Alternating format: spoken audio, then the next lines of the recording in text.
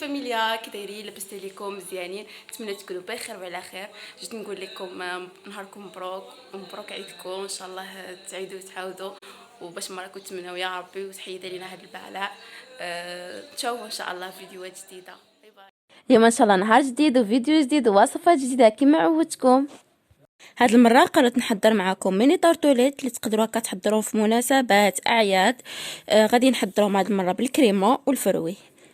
بالنسبه للعجينه نحتاجو صفر بيضه، 3 معالق هكا حتى 4 تاع السكر كلاصي، فاني، 2 معالق تاع الزيت، 120 غرام تاع الزبده، والفرينه تحتاجو لك 250 غرام نتاع الفرينه، حتى ما بين 200 و 250 غرام.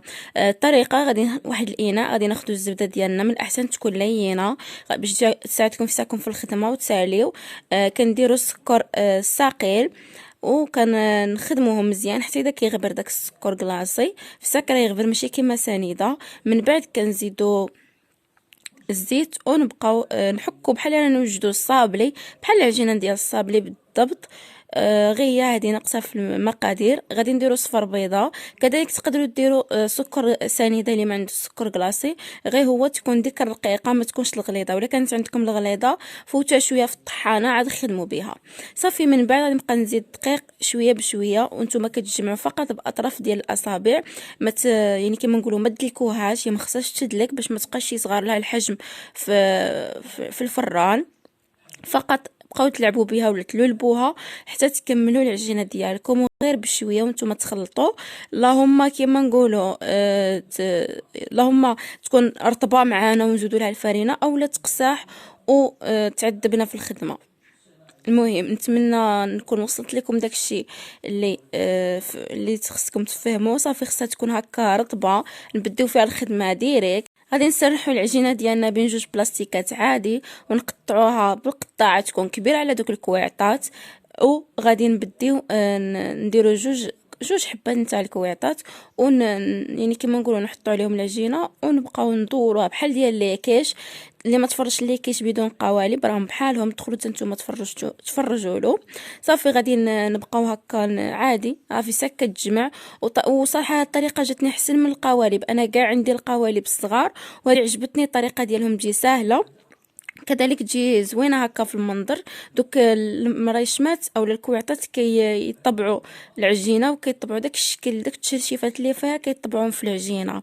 المهم الحاجه اللي غادي نقدر نصحها لكم، العجينه ديالكم شويه تكون غليظه ما تكونش كاع رقيقه بحال هكا. انا كاع كيتيتهم هذوك اللي لقيتهم رقاق. بالنسبه حاجه اخرى الا كانوا عندكم بالنسبه للكويعطات، انا دوك الخضر لقيتهم قاصحين على دوك البويض، بقيت في الاول كندير 2 من الخضر و2 من البويض، من بعد كي شفتهم يعني قاصحين صافي بقيت ندير غير 1 من الخضر و2 من البيض. المهم الا كانوا عندكم نتوما دوك الكويعطات قاصحين تبقاو ديروا غير 1 راه فيها الكفايه، غير باش ما تنحل لكمش في الفران وصافي. وكذلك اي قياس بغيتو ديروه غير هو المرشم ديما هزوه ولا خذوه كبر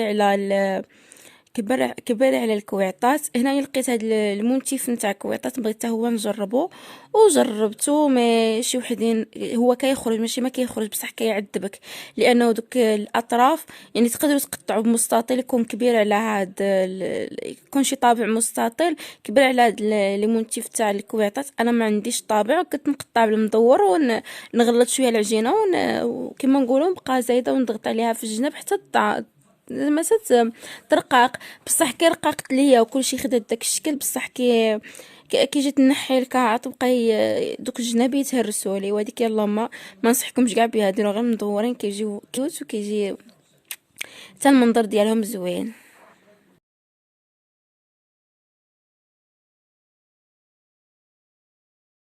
كما غادي نكملوا كاع القوالب ديالنا غادي نحطوهم بهذه الطريقه في الفران. غادي نتكوهم بحال هكا كما راه يبان لكم، ندخلوهم الفران يكون شويه سخون الفوق يطيبوا عادي كي تشوفوهم شدوا روحهم وكلش هودوهم لتحت. انا كيعجبوني هكا، يعجبوني تكون شويه حمر ما يبقاوش هكا بويض، باش حيتاش ما غاديش نردوهم يطيبوا ولا باش ياخذوا ديك الحموريه، لما تحمروهم هكا نيشان صافي غادي نقلبوهم بحال هكا وغادي نخليوهم حتى يبردوا، نحيدوهم باش ما يعذبوناش في الخدمه ديالنا.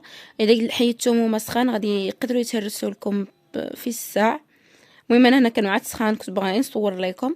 من بعد خليتهم يبردوا كيتحيدوا بكل سهوله. بالنسبه للكريمه الاولى غادي نحتاجوا الكريم شونتي، سواء الا بغيتوا تخدموا كريم شونتي غتطلعوها وتخلطوها مع الحامض، اولا كذلك تقدروا تخدموا بالكريمه نتاع تشيز كيك وديال السيتون حتى هي كيجي بحال هذا المذاق. ديجا انا كنت مطلعه هنا الكريمه وكانت باقيه لي واستغليتها في هاد لي طارطوليت ما تقعدش تخسر، وزدت لها جوج معالق ديال السيترون وبقى نخلط غير هكا بالسباتيل. الا كانت عندكم الكريمه ديالكم ما طالعاش بقاو طلعوها ديريكت بالضراب، ديروا السيترونيشن وطلعوها ديريكت بالضراب.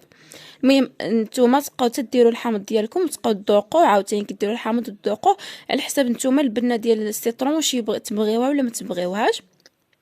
المهم انا هنايا من عشاق نتاع السيترون، داكشي علاش عاوتاني زدت الحامض ودرت هاد الكريمه ديالي في بوش ودرتها في الثلاجه خليتها شويه تشد روحها. راكو عارفين الكريمه كتكون شاده روحها وتزيدوا لها حاجه سايله كيما يعني زدت لها العصير نتاع السيترون شويه كيما نقولوا هودت، ما بقاش ديك العقوديه اللي شاده فيها. من درتها في الثلاجه ولا جمعت روحها صافي تما تعمروا بها القوالب ديالكم. تقدروا كذلك تعمروا بكريم باتيسير، تقدروا كذلك تعمروا بكريمه الحامض، ما ديروش كاع كريم شونتي غير بكريم باتيسير وتنكوها بالحامض حتى هي تجي مليحه. المهم انا فقط اقترحت عليكم جوج ديال الكريمات، نتوما تقدروا ديروا داكشي اللي بغيتو نتوما واللي كتفضلوا نتوما. ومره اخرى ان شاء الله نولي نحضر معكم لي طارطوليت المتبقيين بالنكهات الاخرين. صافي دابا كنصفهم في بلاطو وكنبدي نعمر بالبوش ونردهم للثلاجه يشدوا روحهم. حاجه اخرى اللي نقدر نصحها لكم ولا نصحها لكم، دوك الكويعطات ما تلوحوهمش. مع كنا كنديروا زوج، وحده غتحتفظوا بها تخليوها حتى المره اخرى، والزوجه غديروها تحت هاد ديك اللي كانت لداخل يعني اللي كانت شاده في العجينه فاش طابت العجينه هي اللي غديروها لتحت منها باش غادي يجي الشكل ديالها رايق كيما رايق راقي راقي. مهم بالنسبه للكريمه الثانيه درت بحال الكاناش او نقولوا كاناش شوكولا.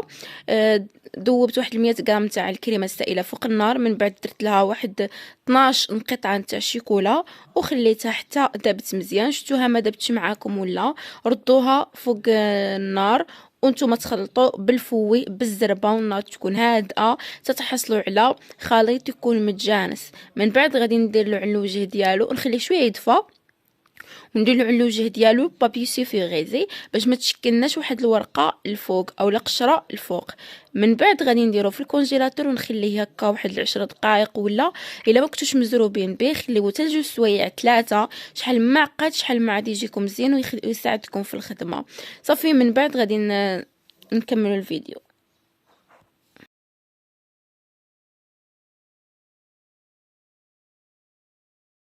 كيما راه يبان لكم راه عاد شويه سائل.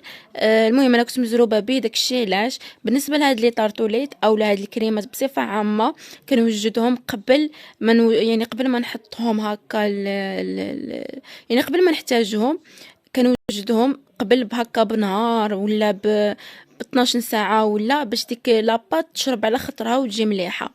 تقدروا توجدوهم حتى في 3 سوايع ولا.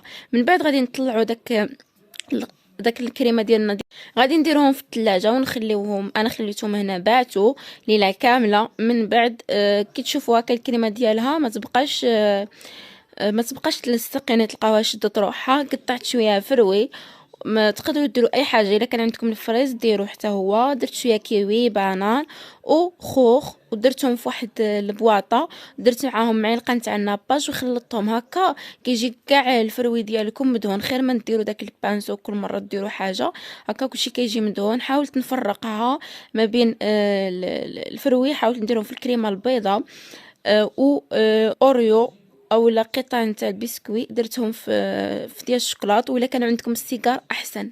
تزيين نتوما تلعبوا به كيما بغيتو. هذا هو البلاطو ديالي وهذه هي الوصفه ديال اليوم. نتمنى الاقتراح يعجبكم وما تبخلوش عليا بالاشتراكات ديالكم. المهم فاميليا وصلنا لنهايه الفيديو. بغيت نشارك معكم الطبله حتى انا ديالي طبله بسيطه الحمد لله ولله الحمد. هذه هي الفطور ديالنا ديال نهار العيد. المهم هاد العيد جاي سبيسيال على الاعياد الاخرى، بزاف ديال الصوالح اللي مبدلين فيه.